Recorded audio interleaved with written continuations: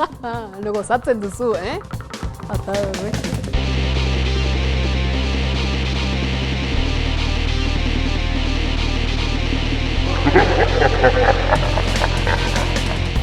Gaztelaniaz ala euskaraz. Zaila, euskara. Kolombia ala Euskal Herria. Euskal Herria.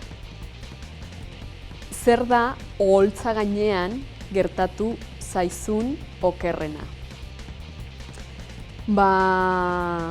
Aurreko egunean bertan bera oholtza gainean nengoen eta mugikor zaratagatik momentu horretan bertan bera utzi nuen emanaldia eta berriro hasi nintzen antzezten. Gehien gorroto duzun euskarako hitza. Ez dakit, pentsatu behar dut. Hitz guztiak maite ditu.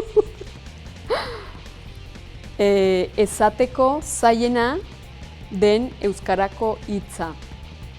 Behitu, apirilia.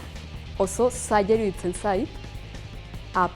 Eta aprilaren, deklinazioa oso zaila iruditzen zait, baina bai esango nuke apirilia dela.